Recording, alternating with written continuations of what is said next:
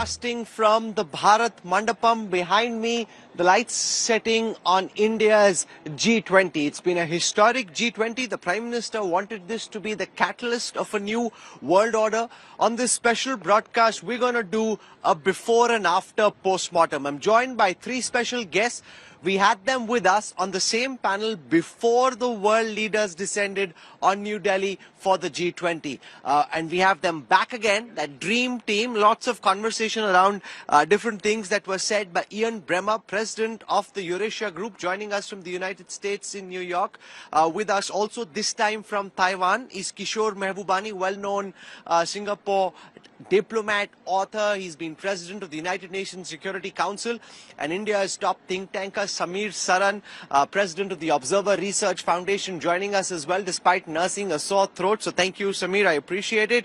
I want to go across first and foremost to Ian Bremmer, because the sense that I picked up from the panel was that the expectations about there being a joint communique were muted before all the world leaders landed in the capital for this G20 leaders summit. Mr. Bremmer, when you do a before and after postmortem, looking at what you thought would happen in Delhi, and now that you know most of what the outcome has been, how do you think it's gone? Well, I thought it was going to be successful, and it slightly exceeded my expectations because of the joint communique. Probably made a little bit easier by the fact that Xi Jinping wasn't there. I don't think that Xi's absence really detracted from India's success and from the broader G20 success of the meeting.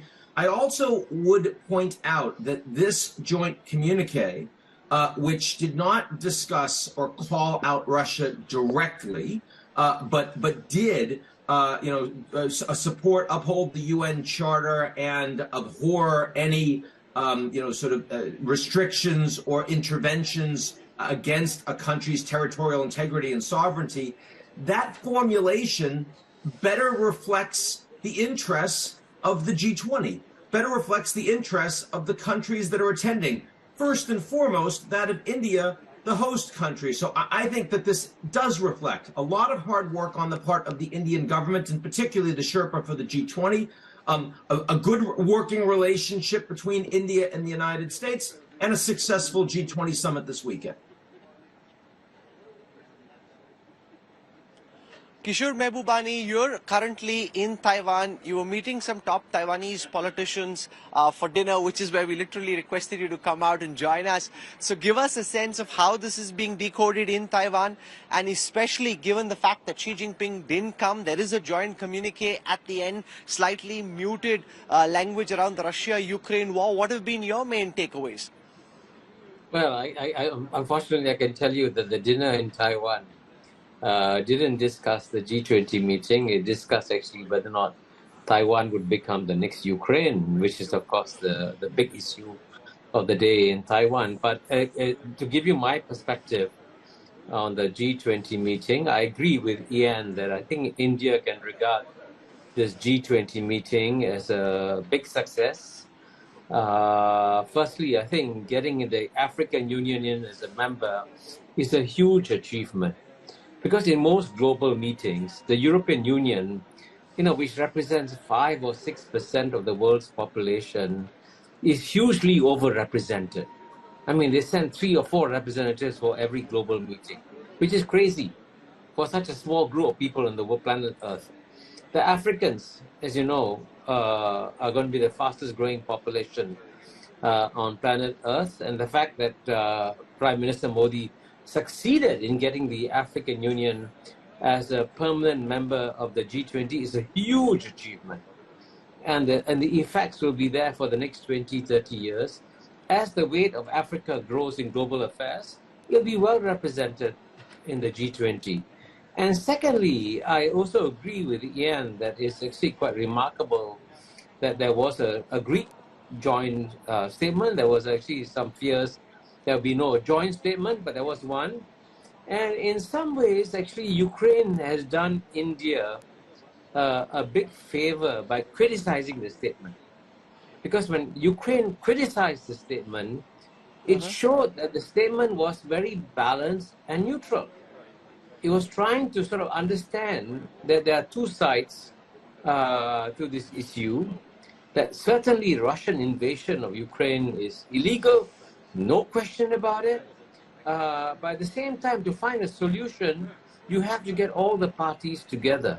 And so for India to succeed in getting a joint statement but it's endorsed by everybody and criticized by Ukraine, shows that maybe at the end of the day, it was a kind of a balanced statement, and that shows where India is heading.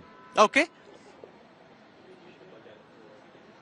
Samir Saran, you lost your voice the last couple of days, but India's voice was heard loud and clear on the global stage. Your before and after postmortem in terms of what you thought we'll end up with and where this Delhi declaration really leaves us. Look, Rahul, we are thrilled. I think what we have been able to put together is outstanding, and under the circumstances is beyond anyone's expectation. So if anyone says they knew this would be the net result of the meeting, they deserve an Oscar. So I am clearly thrilled right now. I am over the moon. I'm proud to belong to India that was able to put together a very ambitious is the operating word here, declaration, which and this is something that Ian and I will have a longer conversation on later. But I think this document, in some sense, is the intellectual and political successor to the outcome at Pittsburgh in 2009. At that time, we had put together an economic framework for the future. The G20 replaced the G8 at that time and became the body for economic coordination. I think this time around, G20, despite the Ukraine crisis and the distractions and attendant discussions on that particular subject, this has become the development G20. SDGs, Global South, and issues that matter to humanity have been catered to in this particular document. So that's the first point, Rahul. This is certainly the successor to Pittsburgh, a new phase of G20's evolution. The second point I want to make is that Ian is right. The language is tougher and it is far more robust in terms of adhering to international law and the UN Charter, while, of course, the reference to Russia may have been deleted from the Bali Declaration. So it is tougher language on the actions of Russia without villainizing Russia, but more focus on upholding principles, which again suits all the G20 countries, especially some who face other neighbors who may want to change international boundaries. But please understand, the Security Council, with members who belong to the G20, could not pass a similar resolution in that council. One of them used to veto it. Here, 20 countries with veto passed that very simple upholding of international law and the UN Charter. So it's really something to be able to make that happen. So all credit to Team India, all credit to the Prime Minister, Foreign Minister, and the Sherpa. I'm happy, Rahul. Ian Bremmer, I was reading just before we set this live show up a piece in Bloomberg which looked at what was happening in Delhi as a mini face-off, India versus China, Modi versus Xi, and saying to the extent that this was a limited contest, Modi scored 1 over Xi or India scored 1 over China. Given the end outcome, do you think that's a fair assessment? Sure. But I mean, let's keep in mind a couple of things. One is that the Indian economy is growing gangbusters right now. Modi, very popular at home, has a strong relationship with the United States and will, whether Biden or Trump is successful in 2024, very strong relationship with Japan, but also has not alienated, at least not yet, major members of the global South.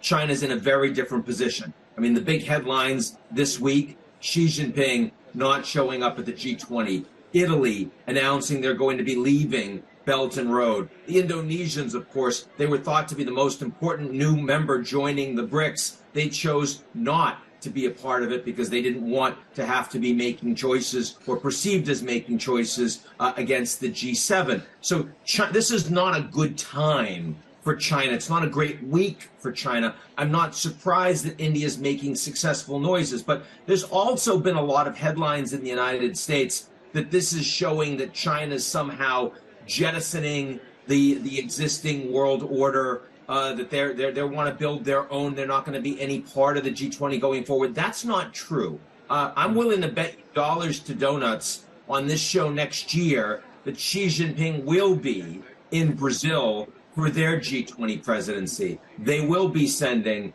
high-level members for the ministerials going forward. This is not suddenly the end of China's meaningful role on the global stage or peak China. Samir and I talked about this at the beginning of the G20, the idea that India is making some great decisions right now, but they're still a minimum of 10 to 15 years behind the Chinese. That doesn't change just because you had a very successful weekend. So good marks for Modi, Sure. good marks for India, good marks for everyone attending the G20 this weekend, the G19. You added the African Union, you subtracted the Chinese and the Russians. But going forward, this is a long, long road in a dramatically changing global order.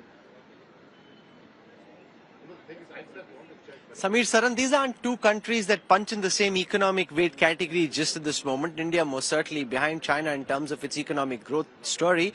But to the extent that this was a diplomatic and geopolitical contest, do you buy that at the end of the weekend round, it's Modi 1, Xi 0, India 1, Modi 0, just in the limited context of what was at play in Delhi?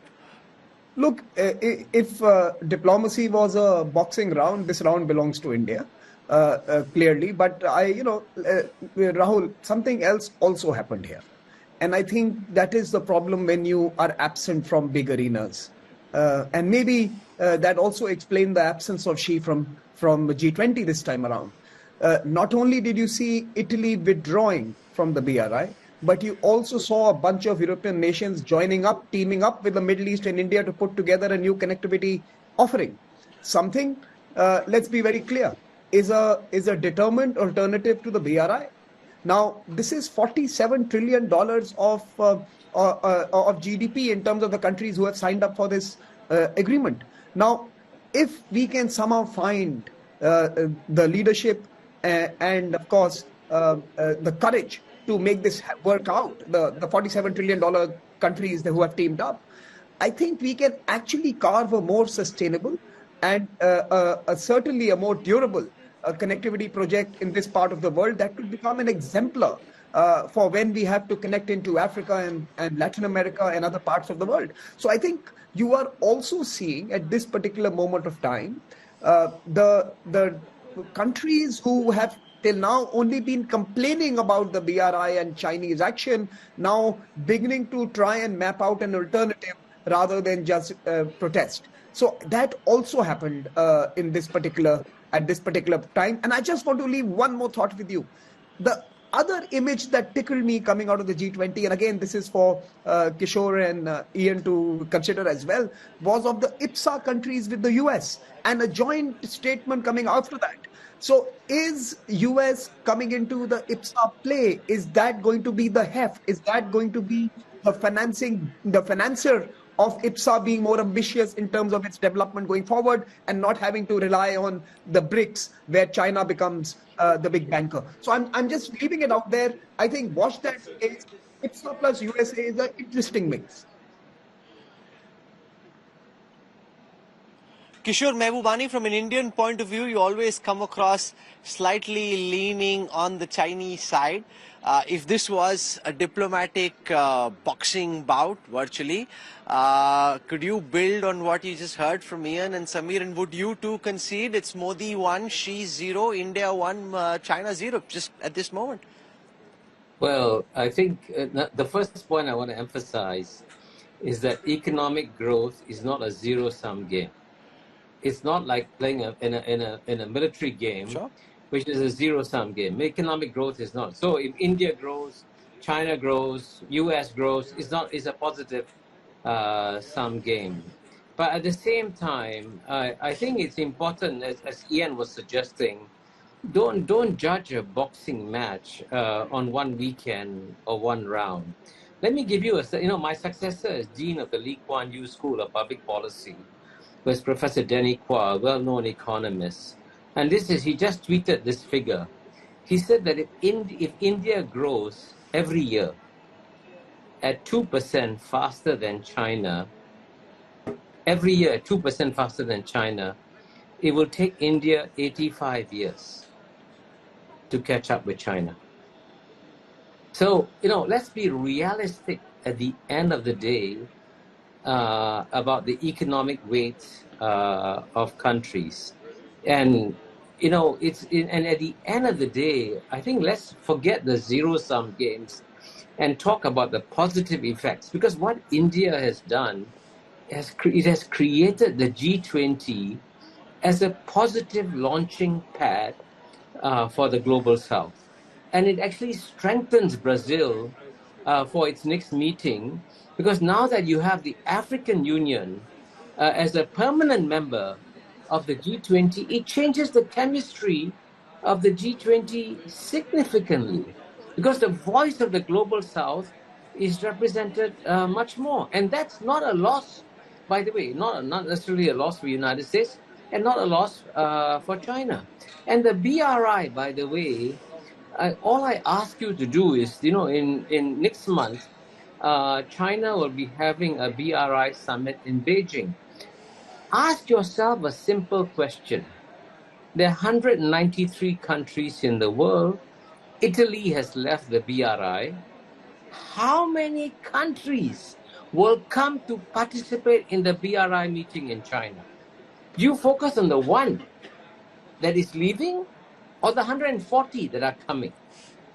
So, these are realities you cannot erase.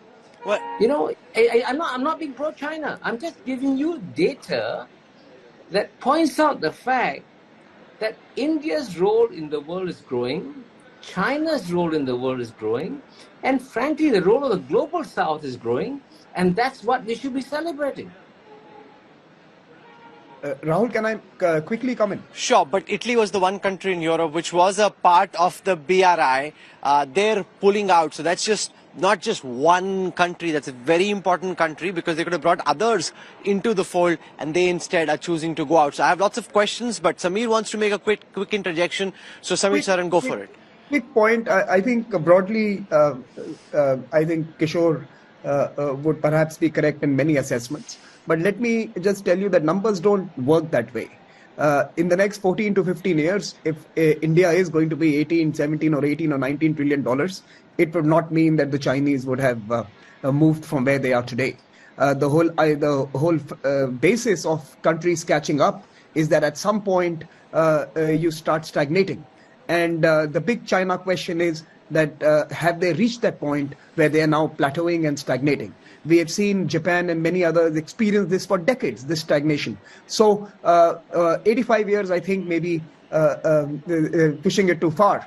I would certainly agree with Ian and others if we were to talk about a decade and a half, the time where the difference would be significantly reduced, or rather would be insignificant in its implications. So that's one part. But second point, very quickly, again, it's not about the 140 or 130 who arrive at Emperor Xi's court. Who are they? And that is important. And the minute many of them have an alternative to the BRI, which was not available till now, many of them will not come to the court. They went to the court because the Chinese were the only game in town. They were the only ones who were investing in the infrastructure and other industrial aspirations of developing countries. My whole point that I made in my opening remarks was that if rich countries with partners like Brazil, India and others, if we can reach out and if we can build the futures of those who seek a better life, BRI will have competition. BRI is the only game in town. Even if it is a bad one, people are playing it. Get better ones on the board and you will see many desert the BRI. That's the point I'm making, Rahul. So you've said a couple of things, and I want to build on the question of what happens in China next. Okay, go for it. I like this. It's sounding like a good verbal joust. So go for it, Kishore Prabhupada. Yeah, go for it. Go. No, I don't disagree with the points that Samir has made. But at the end of the day, he may be right that China's growth has plateaued, and India will therefore catch up much faster. But I have over the last 30 years been watching China. I have heard about the death of China every decade. Unfortunately, decade after decade, all the people who predict the growth of that the growth of China has ended have failed in their predictions. And so we'll find out. In any case, we'll find out. This year is 2023. We'll find out in 2033 whether or not China's growth has plateaued. And I always believe that you don't plan again, your best case scenarios that China has collapsed. You plan against the worst case scenarios that China may be growing very fast again. And on the question of Italy, let me give you one statistic that was, we are still so obsessed with the Europeans. Italy, frankly, Italy's economy is declining. And over the last, let me ask you a simple question. The European Union has a $17 trillion GNP. ASEAN, where I come from, Southeast Asia, has a $3 trillion GNP. From the years 2010 to 2020, who added more to global economic growth? Was it the European Union or was it ASEAN? I got to jump in here. ASEAN added more to global economic growth than the European Union. So why are we so fixated on the Europeans? I got to jump in. Let me put that question to Ian Bremmer, because I spoke to Dr. Geeta Gopinath just a couple of hours before we did this recording, and she said that China will continue to grow. One is the aspect of stagnation, the other is the concern about decline. Far from the IMF's current assessment seems to be that China, despite what's happening with debt, despite what's happening in the real estate sector, will continue to grow. So Ian Bremmer, where do you come out on the question of stagnation, decline, or continuing growth? Look, I think that I agree with Kishore that it's too early to talk about things like peak China and stagnation. That seems to be an ideologically freighted, sort of a discussion that's mostly had by people that really want China to fall apart. It's too early to make that assessment. But Italy matters.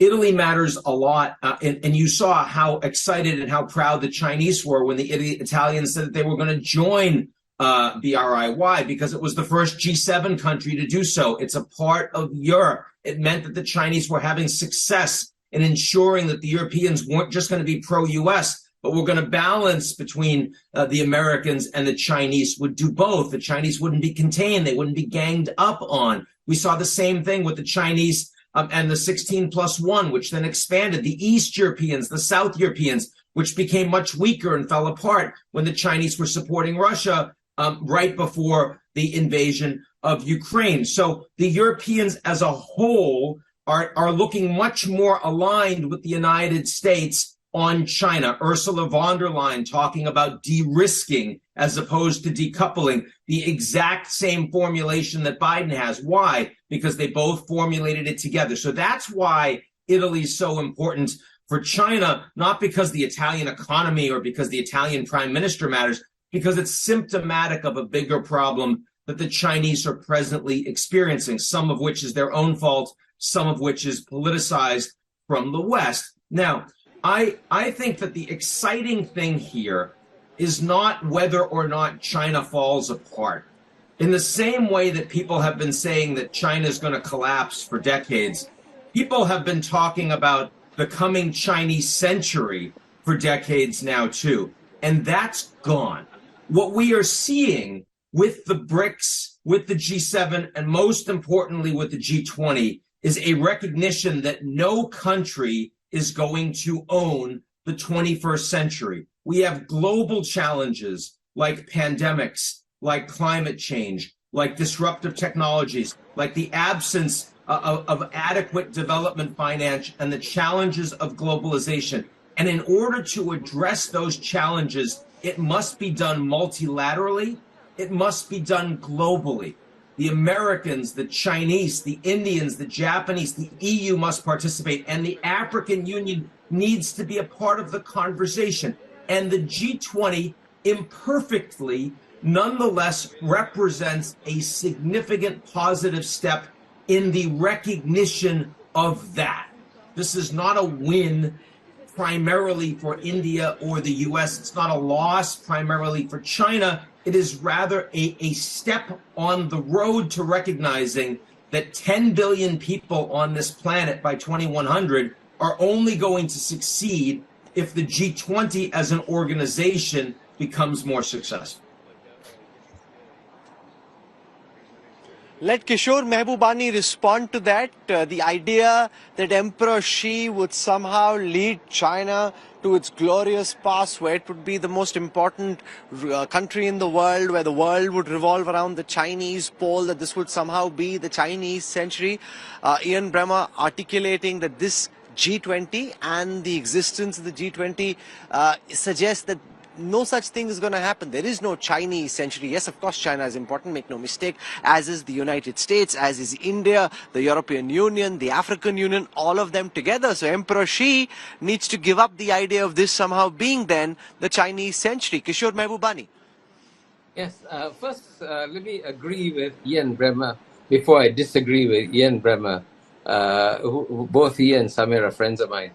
I agree with Ian Bremmer that at the end of the day, the 10 billion people on planet Earth in the year 2100 are going to ask themselves the simple question whether the G20 prepared humanity and dealt with the major global challenges we face. No, the common global challenges we face, whether it's climate change, pandemics, global financial crisis, terrorism, whatever it is. I think that's what we should focus on. I agree with Ian. At the end of the day, forget who wins, who loses in G20. What's more important is the G20 addressing the common concerns of humanity. And I strongly endorse what Ian said, that we should come together and deal with the common challenges that humanity is facing. 8 billion of us now, 10 billion in 2100. Now, on the question of the Chinese century, I've never ever said that the 21st century will be the Chinese century. My book, The Asian 21st Century, which has been downloaded 3.24 million times over in 160 countries around the world, says that the 21st century will be the Asian century. And the Asians, by the way, still make up 55% of the world's population, 4.5 billion out of 8 billion.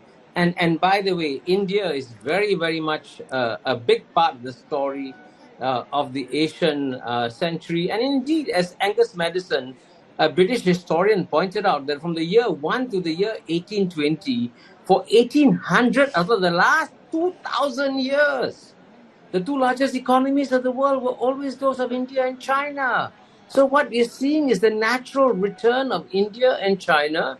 And by the way, including ASEAN. I mean, the ASEAN is the most underrated organization in the whole world. And you're creating a new growth triangle, the new CIA growth triangle, not the Central Intelligence Agency, but China, India, ASEAN. And these 3.5 billion people in China, India, ASEAN are going to drive global economic growth for the next 100 years. Take my word for it. As an aside, Ambassador Mehbubani, the only other person I know who's able to slip in a line of promotion about his book or his film, no matter what the conversation is, Bollywood star Shah Rukh Khan. So the second time you've done it, and it's a good one. Go get his book. It's a fun one to read. I've read it, and it is genuinely interesting. But I want to ask this question to Ian Bremmer about the corridor that's being built, the India, Mid-East, Europe corridor. President Biden committed to it in a big way. You had the Saudis on the table, you had the Europeans on the table, India pushing for it. Many of the BRI projects have turned out to be white elephants. This is seen in some ways as a counter to the BRI. How effective a counter do you see this infrastructure project being once it's up and going, the corridor? Well, first of all, Samir has already talked about this as a development global summit, and that was, of course, a very significant focus. No one has mentioned my good friend Ajay Banga, and this is his first major multilateral as the new president of the World Bank. India background, very strong commitment and experience to the Global South. but an American and appointed and very close to President Biden and the administration. That's a big success in this meeting. He's been driving very hard to unlock more money specifically for World Bank commitments to multilateral projects in lower and mid-developing countries. So yes, I'm delighted to see that that is a part of the focus and allowed for a much more productive meeting bilateral between Modi and Biden at this trip. Having said that, this is still a comparatively small announcement in the context of the money that BRI is putting out around the world, even with China under more economic difficult circumstances today. It's over 10 years, the announcements of these investments going into this new corridor, a lot of private sector leverage. The initial U.S. commitment and contribution needs to be approved by Congress. That is not a trivial matter in the United States, either this year or going forward. So there still are big questions about how much American leadership can be committed for the medium to long term, given the political instability in the United States. It pains me to say that, but it nonetheless is the case. So yes, a step, a positive step, but I think Samir made the point that as long as BRI is the only game in town, that's where everyone's going to go. And I agree with Kishore that there will be a lot more countries showing up at BRI than there would be at any other multilateral framework for economic development. The reason for that is because the Chinese are still writing the biggest checks. The African Union doesn't want to be primarily aligned with China. They just don't have anybody else that cares, don't have anybody else that's investing. And I think that this weekend's announcement doesn't change that reality. Final words, Samir Saran, I'll start with you. The Prime Minister calling for a virtual summit in November. The idea really being to look at the outcomes in the Delhi Declaration to see what can be done before the baton is handed. It's already been handed over, but before Brazil gets really started, to see what can be done to push forward the Delhi agenda. What do you see happen from here? Samir Saran. Rahul, of course, there are three big dates or rather moments in the coming 3 months that are of interest to all of us. The UNGA, the high-level week in a couple of weeks from now. Then you have, of course, the discussions around the COP28, and then the handover to Brazil of the G20 presidency. And in some sense, many of the issues that have been discussed, and I think Ajay Banga is a good introduction into this discussion by Ian, I think will also be revolving around what happens on the reforms, or rather the recapitalization or the more efficient utilization of the World Bank. The first report, the Larry Sama N. Singh report, is out. The second edition is expected during the Morocco meeting, and that's the third event. You know, the World Bank and how they respond to a very clear and ambitious agenda that the declaration in Delhi has outlined for additional capital for development and climate action, right? So there are these three big things, and I think it is useful for the presidency to agree to a pathway and then to work on it over the next 90 days before it hands over to its successor. We saw that, of course, in Bali, to be fair, Ukraine kind of hawked the entire discussion, and everything else was minimalist, and it did not leave an imprint. But this declaration is so ambitious that it would be useful to set up smaller groups and teams in the Troika, India, Brazil, South Africa, that will run with this over the next 3 years. I think that's the first point. I could not help, Rahul, I have to intervene. I was left out of that wonderful conversation between Ian and Kishore. Look, I think one of the big takeaways from the Indian G20 presidency is that partnerships matter. Countries and group of countries that are able to attract partners with significant weight and significant competence and capabilities will be who will succeed in this century. You cannot go it alone, and countries who believe that they can do it alone will struggle. And I think that's the takeaway. The Vasudeva Kutumbakam, we are one earth, one family, one future. That's the model. And I think India has to adhere to that model, build partnerships, work for the benefit of all. And of course, there should be no gloating over or gleeful exultations if some countries are struggling. In fact, to all who think that unstable China is good, actually it's a disaster. So we should all hope that better political leadership prevails and Chinese growth is maintained because it benefits everyone. A stable China, a sensible China, a rational China is in all our interests. You know, it's starting to rain here at the Bharat Mandapam. The weather's just been fabulous. You know, you've got this light breeze, pollution best ever in the whole year. So, you know, lots of Delhi and India really on top song here on the ground and in the cricket match against Pakistan as well. So, Kishore Mehbubani, since you're in Taiwan, I want to end over there because one of the things that happen in autocratic dictatorial countries when there is an economic crisis is the tendency to resort to nationalism. And I'm reading a lot of commentary from American generals, admirals, increasing the probability of a Chinese attack in some form on Taiwan or trying to coerce Taiwan and bringing the timelines ahead. It was said to happen sometime, say, 2027. Post now, it's being said the window could be narrowing because of economic distress and because the kind of military capabilities that China has been able to build sitting in Taiwan. What's your reading on this? Two quick points. First, I want to quickly agree with Samir Saran when he emphasized you've got to talk about one Earth, one family, one future.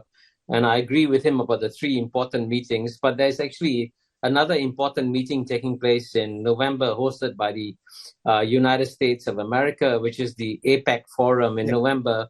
And the Secretary of State, John Kerry, hopes that that will be the summit meeting that will bring together the United States and China on climate change. And if it does, then frankly, it'll be a huge achievement in terms of delivering one Earth, one family, one future. And I hope that India will join APEC too very soon.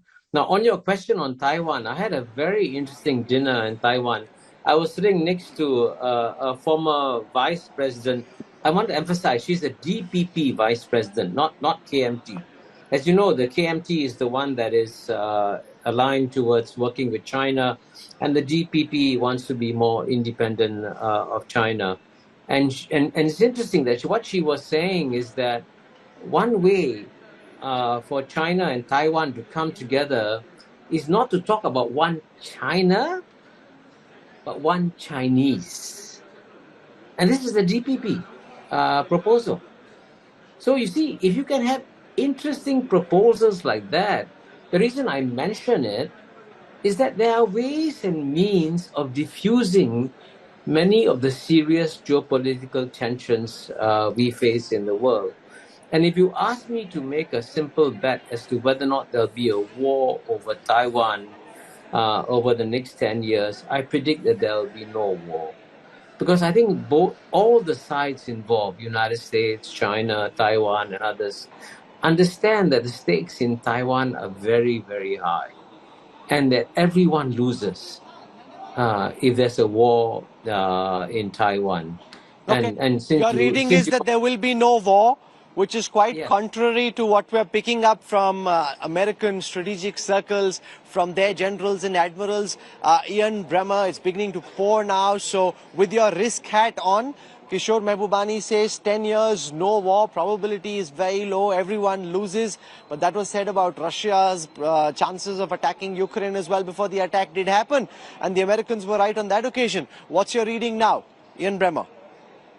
Sadly, if there's likelihood of war in the nearer term, it would be between, once again, the Americans / NATO and Russia. There is a proxy war militarily and technologically being fought right now in Ukraine with no end in sight. That is still the danger that needs to be managed and contained to the greatest degree on a daily basis. But look, I agree. I don't with Kishore. I don't think that there's any intention of the Chinese to go to war. Not with the U.S. Not over Taiwan. I think the Americans feel the same way. But the relationship is poor. The level of trust is non-existent. and there's not a lot of engagement. That engagement is improving, but it comes after almost 3 years of virtually none with the pandemic. And so, as we all know, sometimes you don't want war, but sometimes war wants you. I think that's Tolstoy. It's certainly true that these are two governments that are capable of making mistakes, that are capable of making misjudgments, and that are capable of thinking the worst about the other. The Americans and Chinese both capable. So we need to still be vigilant. We can't be complacent. And if we end up not having war in the next 10 years, it's in part because smart people, thoughtful people, hopefully including the four of us talking today, are working hard to help ensure that remains the case. Well, many analysts were doubtful that there would be a joint communique and a Delhi declaration at the end of the G20. If somebody had asked me, would you be able to get Ian Bremmer, Kishore Mehbubani and Samir Saran live for a post-mortem discussion at 30 minutes notice just after the G20 got over, I would have said the probability is immensely low. But it's just been that kind of a weekend. As I said, the weather is glorious. It's raining just this little bit, not too much to bring the entire city down. Delhi is in full flow. India has been on song, but India is flattered to deceive in the past. And therefore, just keep your head down, get the job done is what India needs to keep doing. Thank you very much. Samir Saran, Ian Bremmer and Kishore Mehbubani. Kishore Mehbubani stepped out of an important dinner. Ian Bremmer has a flight to catch. Samir is still nursing that cold, although our viewers wouldn't have picked up much of a bad cold. He got on and he's fully charged on. And thank you so much. I really appreciate it. Thank you. Hope to have you back again on our network. Thank you for taking out time and giving us the benefit of the power of your insights.